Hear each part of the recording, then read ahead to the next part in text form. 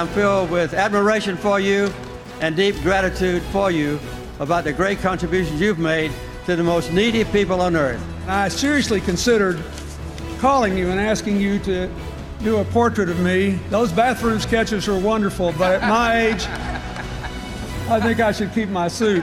We're glad to be here. God bless America, and thank you very much. Too long? What I know is true about President Bush, and I hope my successor will say about me, is that we love this country and we do our best.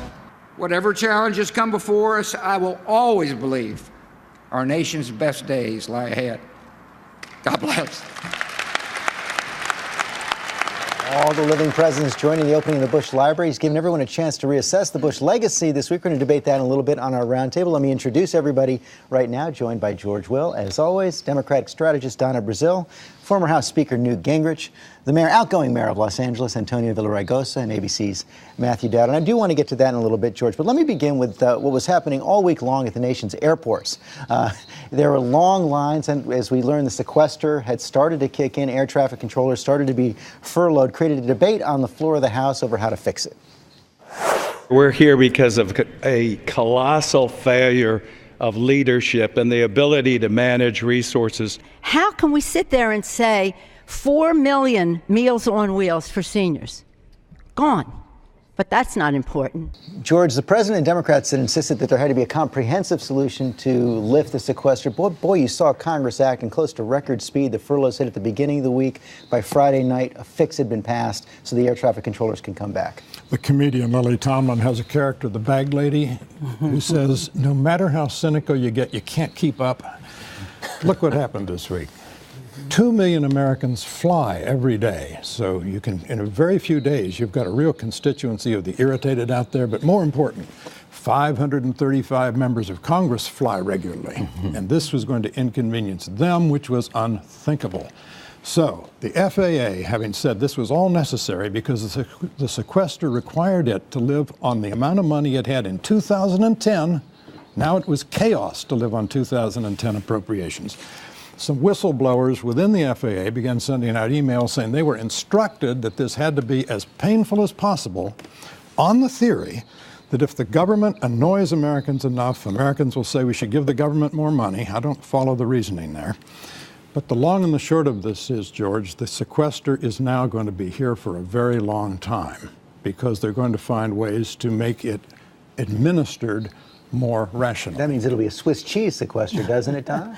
Absolutely, George. But this sequester will have real impact on real people in real time, not just members of Congress, but people who work for the Park Service, medical research, as the NIH began to make those cuts. Its impact in Meals on Wheels, kids who are in kindergarten. So I really do think that Congress needs to take a second look at this. Otherwise, every month we will be faced with another crisis. But it seems like, Mr. Speaker, that the incentive that has been set up is to kind of have these rifle shot fixes going forward, that whenever something seems politically perilous, we'll go in and fix that one by one. Look, this was a real victory for fiscal conservatism. They didn't give the money back. What they said is, here's another pot of money that doesn't affect people nearly as much. We're going to cut exactly the same amount, but we're not going to do it stupidly. You had the Attorney General announcing that not a single one of his 60,000 employees would be furloughed. Not a single one. You had the Secretary of Transportation announcing that he had to cause the maximum pain possible. Now, the average American looked up and said, this is just stupid management. And I think what you'll see is a rolling series of fixes, none of which back off on the total amount of the sequester, but which make more sense out of how to save the money. But doesn't that mean the politically weakest are going to bear the biggest burden? Of course. Not necessarily. It may mean that the most corrupt are going to bear the biggest burden. It may mean the dumbest are going to bear the biggest burden. When you look at a $4 trillion government, you can find lots of really stupid things to quit paying for. So Mary calls it a victory for fiscal conservatism. No, I don't think so. I think it's a colossal failure of leadership, like Micah said. It really is. We've had balanced budgets and deal with structural deficits in our city and in cities all across the country. We've done it in a balanced way. You don't have to completely eviscerate services. You can make the efficiencies and find the savings that you need, and that's what the government needs to do here. I mean, the problem with the Congress is that they're both so fixated on ideology and orthodoxy that they can't work together. And so I do think for most of us, we look at them and we say, what planet are they from? Why can't they work together? Why can't they fix what's broken? Well, they did work together here. Yeah, well, pretty overwhelming. That to me is the most amazing thing. We constantly ask for bipartisanship out of this Congress and this administration, and the only way they're bipartisan is to do something for themselves. And it's amazing the speed at which they did that. We have this horrible shooting where all these children die in Connecticut. We can't pass gun control legislation. But, oh, by the way, you're about to get delayed at the airports through some small budget cuts, which I still don't understand why we make policy the way we make policy. Everybody knows there's a fiscal crisis in this country. Everybody knows we don't have the revenue to meet the expenses in this country. Somebody has to bear pain. But we act in Washington like nobody has to bear any pain. So as soon as somebody bears pain, we're going to take it back from them. That's fundamentally the problem. George, you asked the question. Isn't it the case that in a showdown like this, the articulate, the well-organized, the affluent, the complaining middle class benefits? Of course, big government is always the servant of the strong enough to organize and make its levers work.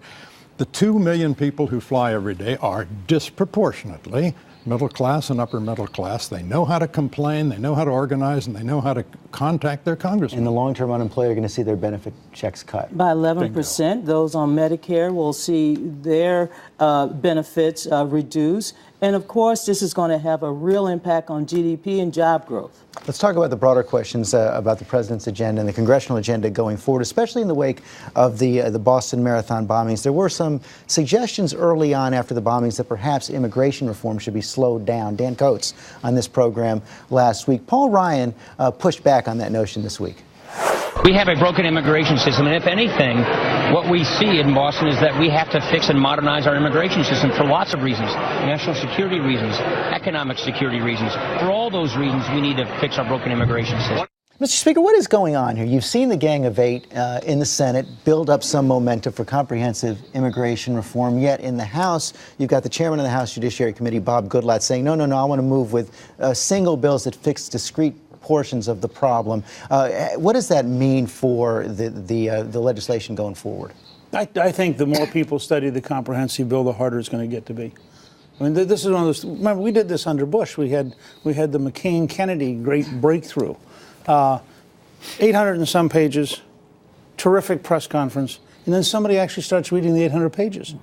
I think you'd be vastly better off to do what Chairman Goodlatte's doing. Take one piece at a time. I do think it ought to be fixed. But I think it ought to be fixed one piece at a time, out in the open, with amendments, where you actually know what it means. And I distrust deeply 800-page bills crafted by staff and then launched with great publicity with nobody, actually none of the senators, I'll bet, has read the bill. Maybe the 8 have. Maybe. 844 pages to be exact. Correct. We do not do comprehensive well. Comprehensive energy plans, comprehensive health care, comprehensive immigration. It winds up like a Rubik's Cube, and it's almost impossible to solve. Or to change the analogy, it's like a Calder mobile. You jiggle something here and things start jiggling all over there. The fact is, you can take employer verification in a separate bill, H-1B visas for the talented in a separate bill. You can take border security. You can take guest worker programs and break it up into bite-sized. You can see the mayor jumping out of his seat right there. I think the fear of a lot of proponents of immigration reform is if that happens, then the pathway to citizenship will never happen. Well, that's right. And just last year we had every Republican candidate calling for the self-deportation of 11 million people. Whoa, that's not true. Let me finish. And the fact of the matter is, for a city like mine, 1 out of 10 people is undocumented. 400,000 of the 4 million, 42% foreign born. 57% of the people in my city have at least one immigrant as the head of household. But importantly, 44% of all the new businesses that are started by immigrants. We've got to fix this broken system. I agree, we don't do comprehensive very well. They don't do comprehensive very well. But the fact of the matter is, we're not going to have an immigration bill that doesn't have a pathway to citizenship. Look, even this bill says 13 years it's going to take. The vast majority of polling has said people think 5 years is an appropriate period of time. This is very tough on border security. It's very tough on the hurdles that that you have to overcome to become a citizen. You have to pay back your taxes. You have to have a background check. If we do it piecemeal, we'll have people shoot it like Swiss cheese, and you'll never get a bill. First, I want to give the speaker some credit for during a hard primary spoke out compassionately on what we had to do on immigration, and then got beat up for it in the primary. So he did do that. I think that there's consensus on the politics of this on both sides of it. Democrats know that this is something that they want to do and have to do, good public policy. Republicans now know that if they're going to be a party that goes into the next generation that's going to be at all more than a minority party, they're going to have to do something that feels like they're going to outreach to Latinos. I think Republican leadership believes. I'm not sure rank and file House members agree with that. What I think, though, is we're going to have immigration reform. It's going to happen this year. It's not going to be slowed down. We already have a consensus on it on both sides of the aisle. The president wants it. The leadership in Congress wants it. It's going to happen. What the elements of it, it's going to happen this year. But and it if it shows passes with it shows a split between the National Republican Party that would like to see immigration reform passed this year and the congressional Republicans who want to slow it down, to look at it piece by piece, to analyze it, to see if they could pull it apart. And I'm hearing two more conservative Republicans here are much more skeptical than Matthew Dowd is. It's not just that. I mean, it's like watching Obamacare disintegrate. These giant bills that make great press conferences and everybody in Washington dances together and we're all having a wonderful time, they become law. Laws ought to actually be out in the open. You ought to actually know whether they're going to work. You ought to actually have, every single thing that the mayor wants to get done can get done in a series of specific bills. The challenge is, if you have an idea so bad you have to hide it in a comprehensive bill, why should we pass it? That is going to be the question going forward. Also, a lot of questions about the president's leadership as he pushes all of these as well, especially after the failure during the bombings of the background checks in the Senate. It's created a whole bunch of comparisons, especially in the New York Times, I noticed, to the president. They say he's not enough like LBJ. Front page story this week went on and said, if he cannot translate the support of 90% of the public for background checks into a victory on Capitol Hill, what can he expect to accomplish legislatively for the remaining 3.5 years in office? Robert Dallek, historian and biographer of President Lyndon B. Johnson, said Mr. Obama seems, quote, inclined to believe that sweet reason is what you need to use with people in high office. That contrasts with Johnson's belief that what you need to do is back people up against a wall. Of course, George, people remember it was mostly Democrats that Lyndon Johnson was backing up against the wall, and he had massive majorities in both the House and the Senate. Yes, and he'd carried 44 states in the previous election and all of that stuff. The New York Times suffused with nostalgia for Lyndon Johnson. It's one of the comic moments of our time. But beyond that, Lyndon Johnson did understand that politics is a transactional business. You give something, you get something. This president has an inordinate faith in the power of his rhetoric. He campaigned against Scott Brown, against Chris Christie, against Bob McDonnell. He campaigned hard for the Democratic candidates in 2010. They got shellacked. He campaigned for Obamacare. It's still very unpopular. His rhetoric is overrated. It is no basis for government. Donna? Still, this is a president, the first since Dwight Eisenhower to win 2 consecutive elections with over 51% of the vote. So, but look, Congress is broken. It's very difficult to have a relationship with members of Congress when they are worried about their next primary and not worried about what they're going to accomplish. I think this president is trying to do the right thing in terms of outreach, putting together sensible policies, but they are no dance partners to start a relationship with. I think the president, he's had a lot of great speeches that he's given, but I think they've made a mistake by not having a relationship, not trying to build one-on-one relationships in Congress and saying, we're going to go out and talk to the country. We're not going to worry about Washington, D.C. This president has never built relationships outside of saying, I need your vote tomorrow. He hasn't. It's all been photo ops with Congress. He hasn't reached out. He hasn't consistently said, come to Camp David, sit down with me, let's talk about this. I think if that president had that ability, he's got a 1 on 10,000 ability. He does not have a 1-on-1 ability. I'm going to go to failure in leadership again. First of all, he doesn't have a vote in the Congress, and I'm not suggesting that he couldn't work harder to He's the president of the United States. He should be able to work those congressional members. But I think the Democrats and the Republicans, by the way, because there were a number of Democrats that didn't vote for universal background checks. They ought to be ashamed of themselves. 90% of America, the vast majority of NRA members support universal background checks. There's got to be a middle ground somewhere where we can all agree. So you put a little on the president, but I put a lot more on the Congress. Senator Manchin says he's going to come back with. Mr. Speaker, let me ask you about this. Of course, you've been in the middle of countless negotiations in the House. Would this kind of personal politicking really make a difference on an issue when people are facing such pressure at home? Sure. I mean, it makes a huge difference in part because you begin to learn what you can and can't do. I mean, you don't set up goals that are hopeless. And the voting pattern on gun control has been extraordinarily clear for the last 50 years, with very rare exceptions. In the end, the people who care deeply about the right to bear arms view that as a central issue in their lives, and the people who vaguely say yes in polls don't vote on it. And what happens is, and I know this is a horrible idea in Washington, people actually do go home. They actually listen to the folks back home, and the folks back home say to them, don't do that. Now, that's not a bad thing. In the case of background checks, this was an issue that the NRA supported until the president in the late behind 90s. it. That's right. I'm just reporting that I think actually if you were to go and look at somebody like Max Baucus, you would find that in Montana, the way he voted was overwhelmingly approved. I think many members of Congress have bought into a myth that doesn't exist anymore. I think in some cases that's true, Mr. Speaker, but I think most what's going on gun control is there's not this huge, vehement group of people out there saying, I'm going to defeat you if you vote for background checks, I'm going to defeat you if you vote for high-capacity magazines. There's not that. I live in Texas. I'm around a lot of people that shoot guns. I own 5 guns. There's nobody out there saying, don't do that. What there is, though, is a group of folks in Washington that are scared of their shadow on this issue, both Democrats, some Democrats, and a lot of Republicans. The myth doesn't exist anymore, but they're afraid to go launch themselves through it and do something. And whatever happened to courage and doing the right thing?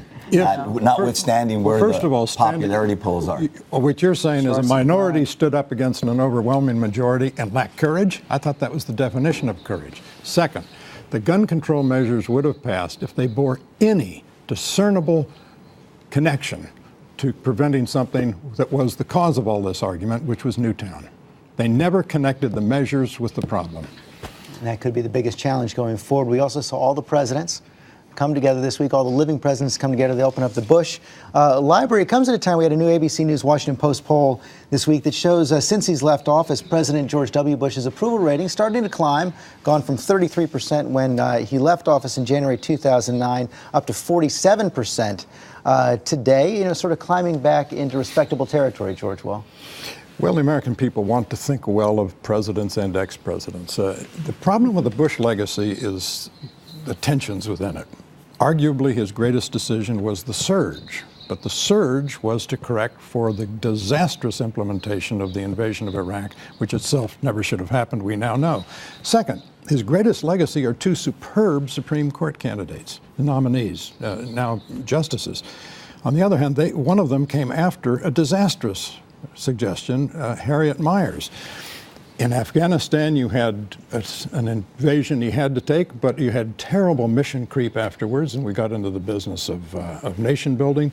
The prescription drug entitlement, the first major entitlement ever passed without a dedicated funding source, aggravated the coming crisis of the welfare state. And his favorite piece of legislation, No Child Left Behind, offended every conservative instinct by further nationalizing a quintessential state and local responsibility. Matthew, Dad, you worked for the president for several years, broke over the Iraq War.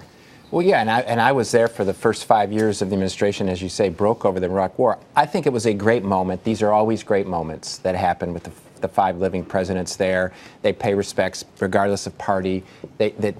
Libraries and presidential institutions become an important part of our cultural and research and conversation. And I think the president, reflecting back, had done a number of good things. What he did for aid to Africa, as Donna has pointed out, what he did in the aftermath of Katrina, and a number of things. And I think what you saw was everybody thinks this is a good man. But the problem that I saw in this whole thing, as we had that day and everybody focused on it, it's as if you were asking the people that got off the Titanic, they say, other than that, how was the trip? And The Iraq war was a disaster. We spent over $1 trillion. We lost thousands of lives. I had a son that served there. We lost thousands of U.S. lives, thousands of lives over in Iraq. And the Iraq war, for at least 20 years, is going to affect. It's already affecting our foreign policy in Syria. It's caused the president to not say, well, I don't know if I can do this because of what happened in the Iraq war. It's affected our domestic policy because of the lack of funds, the lack of ability, and it polarized the country. And so I think we pause for a moment and we say, yes, he's a good man. But in the end, the Iraq war was such a disastrous decision and affected this country so dramatically. His tie to history is going to be completely tied to that. Mr. Speaker? Well, I think the thing you saw for a brief moment there with his father captured the heart of George W. Bush. This is a person who tried very hard to do what he thought was right, has an enormous sense of decency. And I think, as he said in his closing thing that you had on the show, he really loves America. I agree with the critique. I mean, I think people are going to be pretty tough about the record, but I don't think they're going to be very tough about the man. And I think there's a real difference in those two. That was clear. You saw that all day on Thursday, exactly. You know, he got off the stage in 2009 and said, you know what, goodbye, so long. I'm not going to inject myself in the day-to-day politics or the policy of the country. I think that was for the good, not just of his legacy, but also something maybe future presidents should do. Let the other one govern. And Mayor, you see him sticking to that in all the interviews this week, would not touch a policy issue. Well, and you got to respect him for that. I actually did like to see, for once, Democrat and Republicans together acknowledge the man and not just his policies. I'm with you, Matt. I think his biggest mistake was getting into that war, and I didn't vote for him either time. But you have to respect the presidency. I do. I think it's important for us and in a democracy. And I thought it was a good moment for a respite from the kind of partisanship you see here that gets you sick. Certainly was that. Okay. We're going to take a quick break.